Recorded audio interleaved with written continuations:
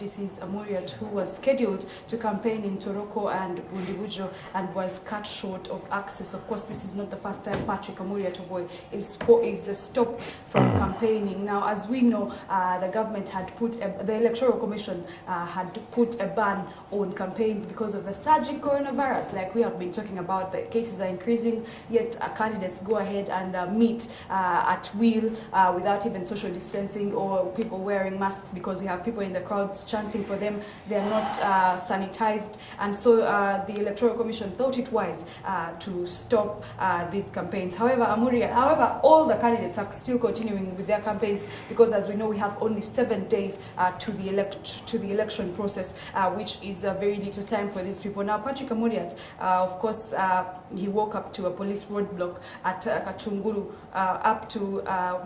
way up to Ntoroko and Bundibujo, where he was designated to campaign. Now he asked Amuriat, of course, talked to police as usual and liaised with them and said, okay, can you give me some time to talk to my supporters here, and then I will not proceed to Kasese. If you let me go to Ntoroko, I will not proceed to Kasese. Of course, the police could not agree with him, as you can see on our screens, because they were insisting that he's defying the Electoral Commission laws. Minutes later, they just grabbed him and put him on the police vehicle, and under several police vans, escort Amuriat was driven through Kasese and dropped at Rimi, bordering Bunyangabo and Kasese. Now he then took some minutes of giving one of his injured guards first aid. Of course, his guard was injured as they tried to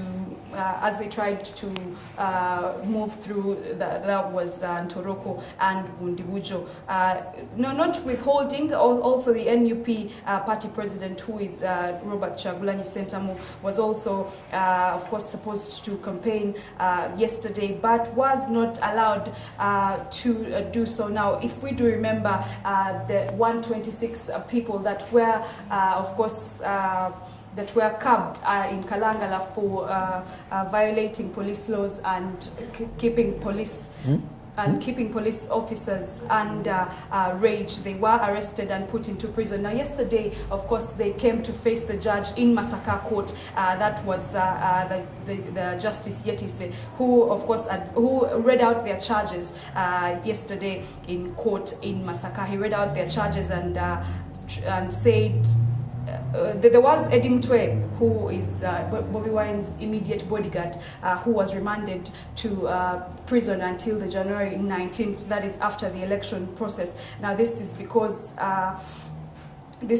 he was accused of more cases than the COVID-19. No, I will also board at my own time. I don't have to be forced to board. Yes. You're not going to treat me like this is not my country. Oluvannyuma lw'okumala ekiro ekyayise Bushenyi, Patrick Oboi Amuriat nga yakwatidde ekibiina kya FDC bendera ku kifo ky'obukulembeze bw'eggwanga, yabukeereza ku luguudo olwolekera ebitundu by'Entoroko ne Bundibujo okweyongerayo ne kampeyini ze. Ono yataataganyiziddwa poliisi wakati mu lugendo lwe nga bwe baduumira okuyingira mu mmotoka yaabwe mwe baba bamutambuliza. Ekintu Amuriat. See on our screens that that's a Patrick Oboi, FDC's party president, seeking for the office of the, of course, president. Now, Patrick Oboi, like I was saying, was stopped from accessing Toroko and Bundibujo to campaign. Do you think he is defying, of course, the Electoral Commission procedures, or should he go ahead since he does not have any time left to campaign? Well, it's very clear with the laws that were stipulated by the Electoral Commission. And Toroko was not one of the districts that were earmarked as those that are at higher chances of contacting COVID-19 or spreading COVID-19. So generally, I want to talk about Zino campaigns. Tugenda lwawo nnyo nga tuzijjukira, and history is going to write about them. Because Bolaba, the way all these stakeholders have been playing in these campaigns, literally everything seems to be in a mess. When you look at how police has been enforcing the COVID-19 SOPs, to the extent people have lost lives. People have been in prison or incarcerated. I mean, candidates have been disrespected. The picture of Patrick Oboi, paper spray, now becoming all white. That picture will always stay on internet. Okay? And me, what comes into my mind is that I care about my country. And what kind of image are we sending out when such images or such actions go out on the internet? Okay? However, you are attacking a candidate, but other sectors are also being damaged. I'm talking about tourism. Tourism is highly affected because these images, the videos we shoot as journalists, because we need to inform the public on what exactly is happening. Sitegeza, even whoever wants to come into the country, they're going to see about the same pictures. And if in a country like Uganda, security agencies cannot respect a presidential candidate, watuko kuberanga ali nominated, Chitegeza, he's a presidential material. The way you handle him as a president. But when you look at how these security agencies have handled the presidential candidates, then you don't even want to know whether we have democracy in our country or not. Yeah, but Simon Christian Jaloko kanako nawe kunsongeyo.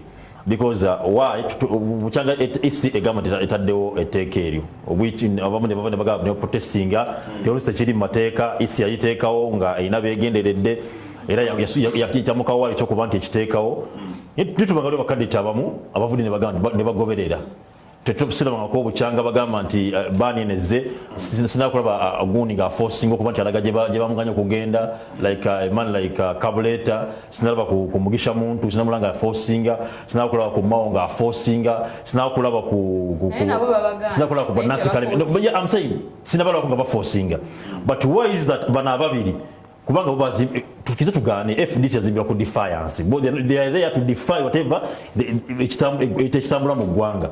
Ekyo kye bagandi teka lina kukola bo they are saying no, for us we are defying ekyo tukimanyi tugenda era zesachi budokulaba nti no Amuriat Oboi yasaze okuba nti agende Kasese, because if you're going to Toroko and why do you want to pass via Kasese?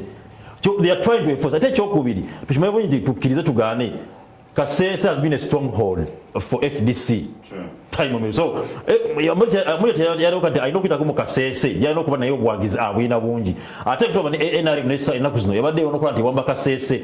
So nga twalabe kyabadde eggulo nti President Museveni yagenda Kisoro bwe naagenda naberanga yonoona ground President yazzeyo kuba agitereeza era yateredde. So kane Amuriat naye alaba kusiza kuyabaddewo tutukana okuba nti condition zabaddewo ne ziteekebwawo tusubira kubanga kyekyamusabiddwa n'abantu yakizo kikola oyinza okuba yabati I presume yateredde naye Amuriat Oboi tulabe nga ebiseera tubadde kavekakawangwa genomu amaze akaseera nga ni mu Kasese awo ninga tutumanyi wa NRM ngageza okuba nti Kasese ageza okuba nti agizza botokono kwanga bamuganda ne bomaga tudde naffe mutyame naffe waffe kabaka affe naffe omumbere mumuteyi musango mujimujjeeko era ne banga baina simanyi ekibu kyawe kituuse. So kati Amuriat Oboi yali kuba yalabye nti this chance I have to go nange nzire mu Kasese kasongoli yaffe bayagituwambako esigalenga ekyali yaffe. So tuba yali okuba nti ageza okuba nti ayitako mbawagizaawo, but again still ne Bobi Wine yavudde nga tujja kutuuka ne kusoga Bobi Wine era nga yajogi naye nabyayogedde nga era naye alaga nti is defying. Lwaki tulwa nti no abantu oyagala kukulembera ggwanga. So forget example gogoberera amateeka because obanga kizo kwa nti President Electoral Commission nga wajikizo kijjamu whether nfu oba nnamu wakizo okujingiramu mbalesa butugigobere nga bino kubanga etambula bukibanga kisambudde bulungi amateka tugamanya eggwanga lineno you have to go to courts of law. So sigandi ugasaba genda kubeera nga odify kubanga buli wodifying nobeerawo okulwana abantu Simon Christian bagenda abantu bafa tyagasa kuyamba abantu bafuna ebirwadde mu tyagasa oyo. So mbalesa bote bana bakulembeze bageza kuba nti bakkakkana tubikubanga tukozesa maanyi musajja omusajja omu yavayo n'agamba nti nze njayambere mu campaign zino nzimba nga teri muntu n'omu akubidde wadde oluyi wadde okoni bwako nti bamukonyeke akakokola because of me, that is Kabuleta era ageza kuba nti akikola. So nava naffe tukope example nti yes twagala Uganda, you promising us a new Uganda, which new Uganda kugenda kuba nti chaos bikasera wolaga abeera nga zzeewo tukubera amateeka better example a good leader twasoma ko it is of a good leader twali mu 5 way back because it is of a good leader you have to be exemplary. Baba let's take what did kunyigiriza digobere kumana fibogeza cheba sami kwizo wale waliwo lwai waliwo egundi ezimbira mu bannayuganda nti abantu bakomeddwamu nnyo omuliro because abakulembeze betugoberera ffe betwagala tuwa our role models public figures etugoberera zirina ebibaje gyeyisaamu nti ya defiance safika tufuze defiant mu Uganda naye nga ate kyebakuma omwe gundi gyebakuma eyo gyewaliwo tebateeka mu bannansi naye bijja kubeera against them singa babaze mu bukulembeze. Well, wow, the first show takes a very short break. Iranga butukoma tugenda koma one embozi dala nyingi nnyo omuli eya National Unity Platform iranga nabo bagamba nti they are not happy with the Electoral Commission ekyokuvayo neba blockinga okuba campaigns mu bitundu ebyenjawulo naye ate nabo bagamba nti why tugenda kugendayo mwezo districts ezitali earmarked by Electoral Commission. Tujjukira there are only 13 districts that were earmarked by the Electoral Commission.